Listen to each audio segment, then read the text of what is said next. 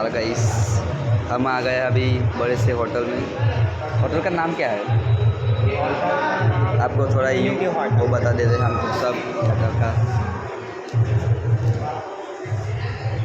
हम होटल में आए हैं, तो आज हम पार्टी कर रहे हैं। पार्टी करेंगे। जीरा सोडा से है पूरा 60 रुपया का दिया है ना। पूरा होटल हमने अपने नाम कर दिया है। पैकेट का नाम है गोपाल गोपाल। नहीं है हमारे पास 2 फाल। अरे ये है जीरा सोडा, क्योंकि हमारे पास पैसे नहीं है, हम गरीब आदमी है, तो इसके लिए वो तो नहीं लिया। 60 रुपया के लिए हमको सीट मिली है सिर्फ बैठने का, पानी वानी नहीं बोलेंगे।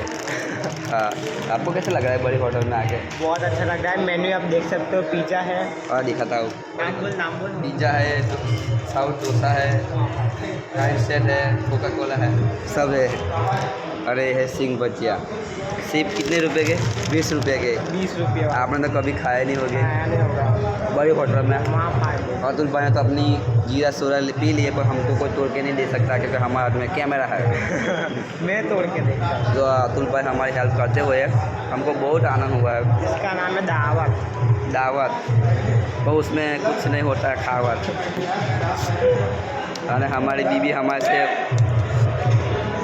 हमारे से वो करती हुई क्या, कोई बात नहीं, बोल देते।